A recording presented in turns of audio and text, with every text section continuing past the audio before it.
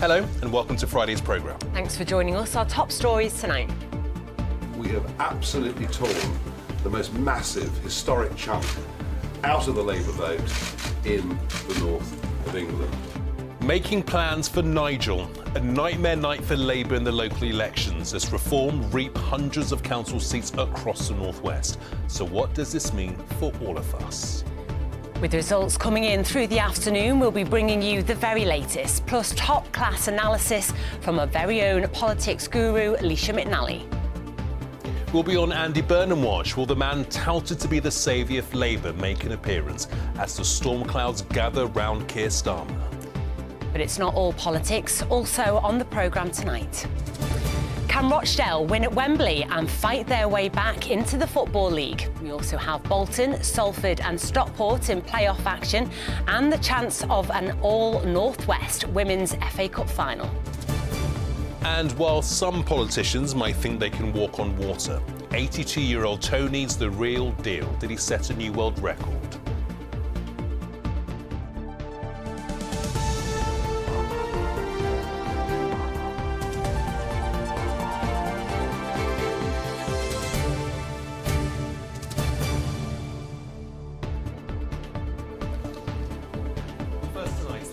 Landslide Labour didn't want. The red wall has collapsed again in our region, but this time it was Reform UK who swept the board as hundreds of Labour council seats turned turquoise in the local elections. Reform didn't win overall control of any of our region's councils, but they made spectacular gains in Labour strongholds disillusioned with the government.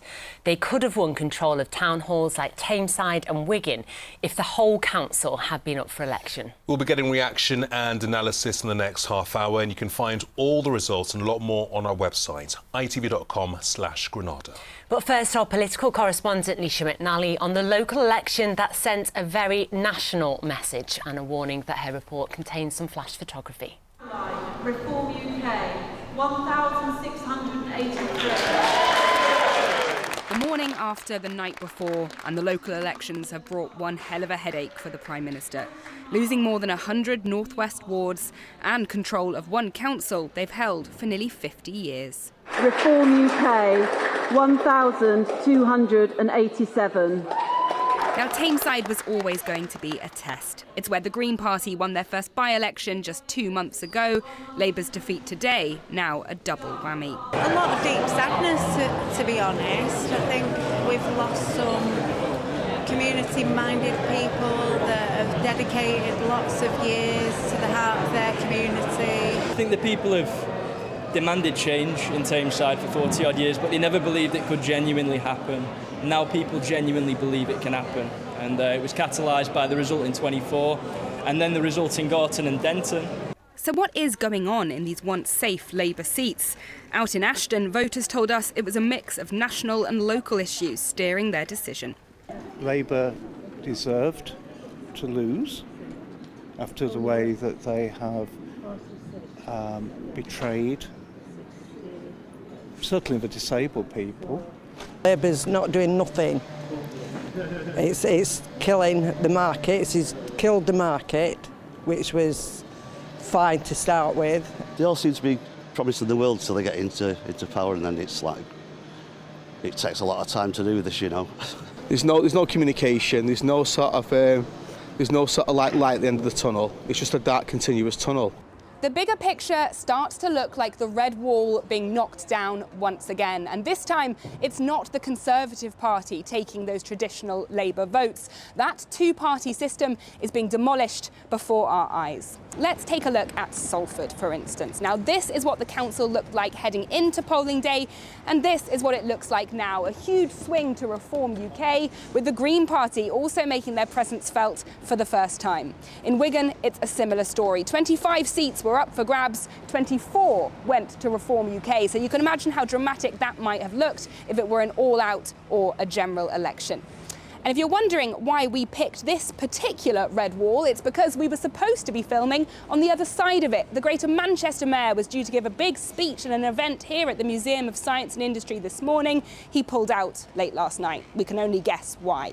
But Andy Burnham's movements will be watched very closely in the coming days to see if these local election results are bad enough to make him challenge the Prime Minister. In Salford, one North West MP did lay the blame at Downing Street's door. I blame everybody at the top. I think we need to see a real change in direction here. We made some serious mistakes. It's got to connect with its communities and it's got to offer some real hope and change. People need to feel that change in their pockets. But that's what the Prime Minister says he's determined to do. And if that leadership contest comes, he'll fight it. No, I'm not going to walk away and plunge the country into chaos. We were elected to deal with these challenges, and that's what we will do.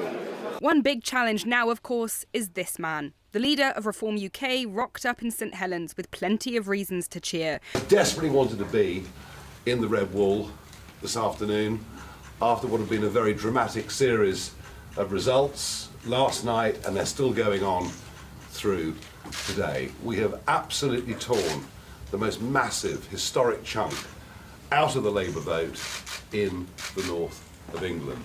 And their luck held out in Lancashire too. Labour held 5 councils heading into polling day, but gains from Reform UK and independent parties means this is the picture now. Just Chorley left as a majority-run council. The Green Party had just 24 councillors here. They've doubled that across the North West. Meanwhile, the Conservatives say they're coming back, though their wins were elsewhere.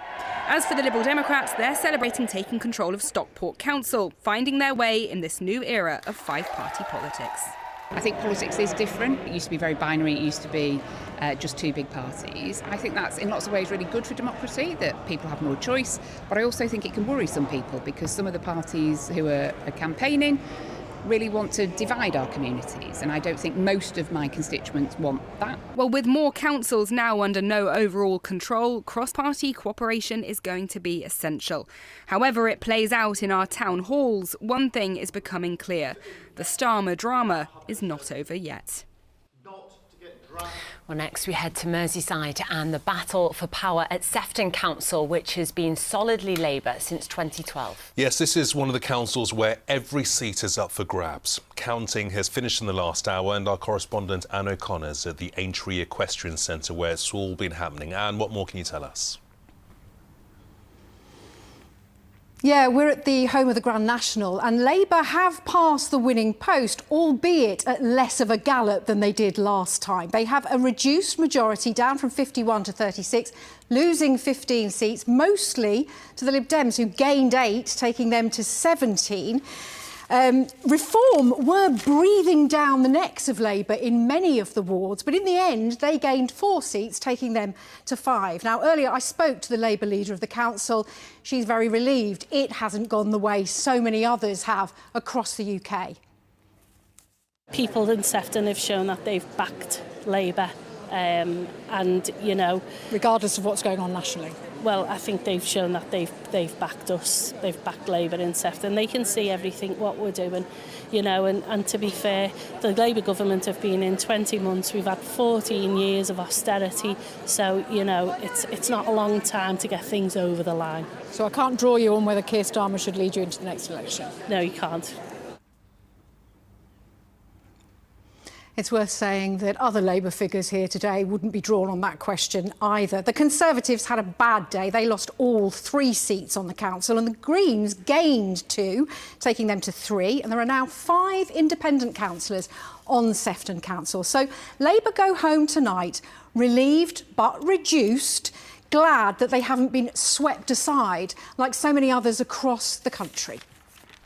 OK, Anne, many thanks. Well, as Sir Keir Starmer admits, he can't, in his words, sugarcoat Labour's terrible election results. We've been on the lookout for the man many in the party wants to replace him. Yeah, the Greater Manchester Mayor, Andy Burnham, is widely seen as a Prime Minister in waiting. Well, as we've heard, he's cancelled a speech he was scheduled to make this morning to the 2nd annual Festival of Childhood in Manchester. But he's meant to be appearing about now at a football match for homeless people at the home of FC United of Manchester. Zoe Muldoon's there for us this evening. Did Andy Burnham turn up, Zoe? Well, Gamal, I was just about to say that there's no sign of him yet, but I think he has just turned up, but not only as a fan, but actually in the next few minutes we should see him sporting a footy kit to play alongside Booth Centre FC. It's a charity match tonight in aid of the Booth Centre, which supports homeless people. Now, we have asked Andy Burnham for an interview tonight, but unfortunately his team has said no. Read into that what you will, but a lot of Labour Party members, a lot of MPs, talk about Andy Burnham when it comes to a leadership challenge, and many at least want to see him return as an MP. There have been murmurs suggesting Mr Burnham does intend to return to Westminster and does have ambitions to challenge the Prime Minister. But remember, earlier this year he was blocked from standing in the Gorton and Denton by-election after Andrew Gwynn stood down for health reasons. He was blocked by members of Labour's National Executive Committee, which included Sir Keir Starmer. Now, we don't know why he pulled out of the event this morning. There's been no statement on that. But in the next 20 minutes or so, we should see him on the pitch here, vying for a Booth Centre FC win. But can he be the Labour Party star player and shoot his shot as the next leader? We'll have to wait and see. Yeah, it's a big question. Zoe, for now, many thanks indeed. And we should mention Zoe's done a report on the fantastic work of the Booth Centre in Manchester, in which she talks to the charity and some of the men it's helping rebuild their lives. You can see that on our website, itv.com/Granada, and also on ITVX. So, lots to unpick from the local elections, and here to make sense of it all is our political correspondent, Leisha McNally. Leisha, Labour, a debacle, reform, a triumph. Is it that simple? Yes, I think it is. I think it is fair to say the story of this local election is a tale of those two parties. And actually for Labour, it could have been so much worse. They were slightly protected by the fact that 19 of these 21 councils only had a third of their council seats up for grabs. So it was mathematically impossible for them to lose certain councils like Manchester and Halton. So even though they lost, they won. Now, governments do tend to get a kicking at the local election between two general elections, and they don't tend to worry about that. People are looking for a protest vote. Where they do worry is where that protest vote is not split between multiple parties, but instead gathers momentum behind one opposition. And it does look like that's what's starting to happen here. Lots of direct switches from Labour to Reform UK. But there is an opportunity for Labour here too. It means they can chase those voters in a slightly more focused way. And I think that MPs will be looking very closely at those areas where their vote has held up. Like we heard from Anne, places like Bury as well. They'll be trying very hard to work out why. And looking ahead to the next general election, Leisha, reminding our viewers that it is at least 3 years away, but taking these results, how would they translate nationally? Yes, you're right. Look, a week is a long time in politics. We have about 160 weeks before the next general election. A lot could change since then. But at the moment, it is shaping up to look rather like a hung parliament, especially because we still have that first past the post system. Yes, today was Reforms Day through and through, but the Greens and the Liberal Democrats are building their base. The Conservatives have started to recover, admittedly, though not in the northwest. Labour's job will be to deliver enough over the next couple of years to prove that they're the safest bet amid all that competition. And I do think that Labour MPs are starting to question whether Sir Keir Starmer is the best person to lead that work. And so, with that in mind, do you think these local elections really are a referendum on Keir Starmer's leadership? Well, people vote for all sorts of reasons, don't they? And local elections really do matter in their own right. It decides who leads your social care, who collects your bins, who approves your planning applications. And many people vote on those local issues, but many people don't. We have heard council leaders say that Keir Starmer was an issue on the doorstep. Now, he says he takes responsibility for these results, but what does taking responsibility mean? Downing Street would say it means leading the recovery. Privately, some of his backbenchers say it means setting out a timetable for his departure. And while they say they think he will survive the next few weeks, very few now think that he'll be the man to lead them through the next general election. And what about the man I've heard some describe as a prince over the water, Andy Burnham? Like, we know that he's popular within the Labour Party, but what about the people that matter, the voters? Well, according to the polls, Andy Burnham is 3 times more popular than his nearest leadership rival, another North West name, Angela Rayner. His biggest blocker, that he's not in Parliament, is also his biggest asset, because people won't associate him with some of the mistakes that Labour government admit they've made. So if Andy Burnham makes it to Parliament, I think he could be a real front runner. But of course, a lot of the problems he'd have to deal with haven't gone away. If there were easy answers, Labour would have taken them. And a lot of the challenges, like the cost of living, like defence issues, are to an extent outside the government's control. Andy Burnham cannot wave a magic wand and fix those problems, but his outsider brand might well buy Labour enough time to put them right. Yeah, only time will tell. Leisha, thanks so much. To the rest of the day's news now, and the family of a teenage girl who died in a car accident in Haslingden have said she was their greatest joy. Victoria Nabilska was a passenger in a car which collided with the side of her house on Helmshaw Road on Monday night. She died in hospital the following day. An inquest found that failings at Forest Bank Prison in Salford contributed to the death of a 22-year-old man in custody. Jake O'Brien was found dead in his cell in November 2024 following a deterioration of his mental health. He was transferred from Liverpool to Forest Bank in October, but a jury found that a lack of continuity of care and poor oversight by nurses or clinicians likely contributed to his decline.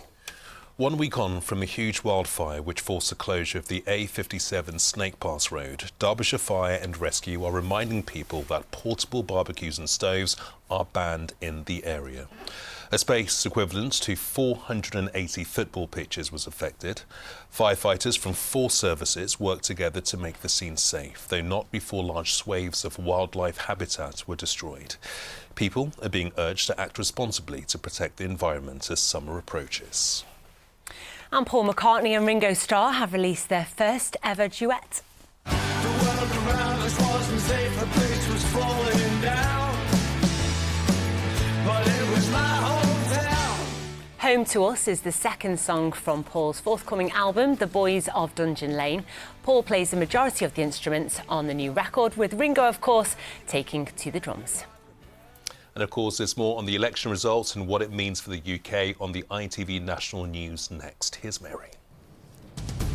Coming up on the ITV Evening News from Downing Street, Labour suffers devastating losses in the local elections, but Keir Starmer says he's going nowhere.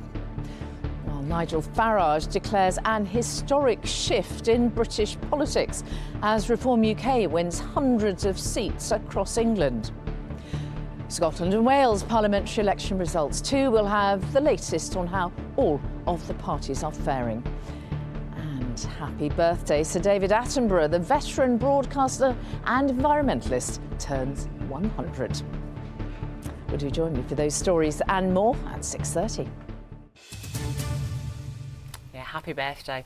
On sport now, and promotion is up for grabs for 4 North West clubs, and we can hear from all of them. Here's Mike. Yeah, that's right. A huge weekend of playoff action in store. We've got Stockport, Bolton and Salford all involved in semi-finals, and hoping to join them in the Football League are Rochdale. A fortnight after that devastating final day drama put their dreams on ice, they are heading to Wembley for the National League playoff final against Burnham Wood. Chris Hall reports from all of our playoff clubs. It was a moment which broke hearts but couldn't kill hope. A 103rd minute equaliser which cost Rochdale promotion is now their motivation. We tried really hard to win the league. We weren't able to do that, but I think probably if you can write the fairy tale version of promotion, it ends with lifting the trophy at Wembley. So let's hope we can do that.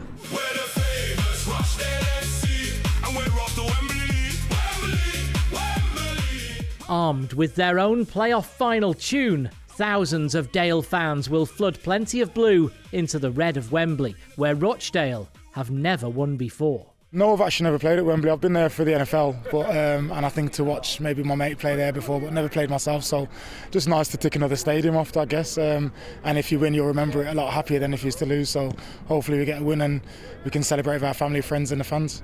In 15 years as a manager, Dave Challoner has never finished a season lower than the playoffs. But Stockport won't take Stevenage for granted after losing on penalties at this stage last year. Yeah, it does. It still stings. We knew it would all season, but the goal was when we came back in at the start of the season to go one better, and we've got the opportunity to do that. So hopefully this year we can do it. They're high pressure, high reward experiences, huge adrenaline rushes, and I'm probably not too different to the supporters. I'm sat there watching, sort of biting my fingernails just as much as they are. They could get a Greater Manchester derby at Wembley. After Bolton's season of late goals comes late season drama in the other League One playoff against Bradford. Players seem as though they're excited. We know what's at stake. We're coming up against a team who we've recently played, so we know what to expect from the type of game it's going to be. We know it's not going to be an easy game. There will be moments where we're under pressure and maybe moments where we have to face adversity, but the support from this crowd can really help us, so I'm sure that'll be the case on Saturday. After 4 promotions under the class of '92, Salford have found League Two tougher to escape. But after knocking on the door for years, they head to Grimsby with fresh hope of reaching their highest ever level. I love the end of the season. I love the pressure that the game can put on you. I love how you can embrace that and challenge yourself on that. Sleepless nights, the nervous energy. I don't like what it does to my mum. I know it stresses her out. I think the club's going on a trajectory that we want to be a part of, and if we can be the ones that can push us over the line to get us to the next step, that would be great. For some, this weekend brings just the first leg, but Rochdale can set foot in the Football League if Wembley can turn their nightmare into dreamland. Chris Hall, ITV News. Well, we're also reaching fever pitch in the Premier League. Plenty at stake this weekend for both Manchester City and Liverpool. If Liverpool win at home to Chelsea tomorrow lunchtime, then they'll qualify for next season's Champions League. And City must beat Brentford at the Etihad to keep the pressure on leaders Arsenal. But today, Pep Guardiola was keen to praise City's women after they secured the Super League title this week. Huge compliment on behalf of the first team, men first team. You know what Chelsea has done have been top in the last many years, winning six leagues, and yeah, we break and they make a big compliment for all of them, for the manager, for all the humans organization, and hopefully it's the first for many is going to come. Well, can City's women's side now secure the double? They face Chelsea in the FA Cup semi-finals this weekend, while we might yet have an all-North West final as Liverpool take on Brighton in the other semi. To be able to play in Wembley, I really would be proud of bringing the players there, and also think they would deserve that, because that would probably be an amazing experience. You know, we've played this team twice before. We feel like we should have beaten them. So it's nothing new to us. It's just about how we perform on the day. We know without a doubt in our minds if we turn up and we perform, we'll get a good result. So we just got to make sure we do that and continue to put the work in this week.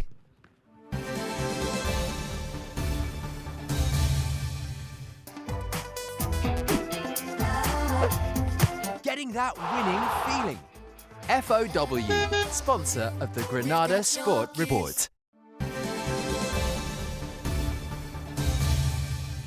Now a trip to Wembley is at stake in Rugby League this weekend. It's the Challenge Cup semi-finals. On Sunday, Warrington Wolves take on Hull KR, while tomorrow there is a mouth-watering showdown between arch rivals St Helens and Wigan. Yeah, it's absolutely massive, not just for us, but for our friends, family, and all the fans in Wigan. If you win, you get to Wembley, and there's no one better to do it against than Saints. It's the biggest derby in Rugby League, isn't it? So it's going to be a great atmosphere. I think our side, our fans, are going to be behind us on Saturday, so we're really looking forward to it. Yeah, and St Helens and Wigan also in semi-final action in the Women's Challenge Cup. If you missed our feature on the men's and women's semis earlier this week, you will find it on our website. Well, next to darts, and Luke Littler has recorded his 6th Premier League win of the season. Warrington's world champion beat Crewe's Luke Humphrey 6-5 in the final in Leeds to make it 3 straight victories in the tournament. There are now just 2 more nights remaining in the league phase before finals night at London's O2 Arena. And finally, the best of luck this weekend to Manchester Basketball and Cheshire Phoenix, who meet each other in the Super League playoff semi-finals. We heard from them last night, and if you'd like to see our big match preview, it is on our website. But that is your sport tonight. What a weekend of sport. Oh, it's bumper, isn't it? And you're heading to Wembley, aren't you, for Rochdale? I am heading down on Sunday to cover Dale's big day. If you see us, come and say hello. You're going to get mobbed. Yeah. Probably should have said that. But the very lively, the Rochdale fans. Absolutely. And hopefully it's going to be a great day. They win, and that will mean we've got a great report to show everybody on Monday's programme. We'll keep everything crossed. Yeah. Absolutely. Well, finally, to a man who can walk on water, Tony Fay, who's 82 and from Manchester, has set not 1, not 2, but 4 world records in the past 24 hours for doing just that. Tony completed his challenge today, having used a floating cross trainer to stride across a lake and sail. He's raised thousands of pounds to help critically ill children in the process. It's all the more impressive given that 5 years ago he was hit by a car, breaking bone after bone and raising doubts about whether he'd ever walk again. All those people out there in the UK that supported me and put money in, and we're over 30,000, and I'm gobsmacked. I've got myself in a situation where I can't thank them enough.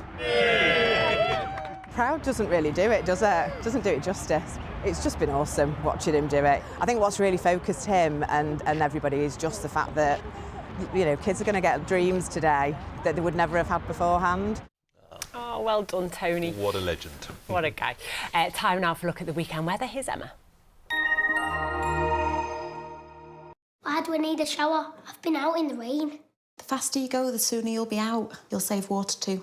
United Utilities sponsors ITV Granada weather. Hello there, very good evening to you. Hope you're ready for the weekend. It's a bit of a mixed bag. Yes, there will be some good spells of sunshine around, but also heavy, slow-moving showers are possible, certainly into tomorrow. I think Sunday's the better day of the weekend. And some chilly nights on the cards, and that is really rather unusual this late in the year. So taking a closer look at what's happening, this cold front is a bit of a headache. It's been hanging around today. It's slowly dropping southwards tomorrow, but very, very slow-moving. It hangs around and eventually clears through.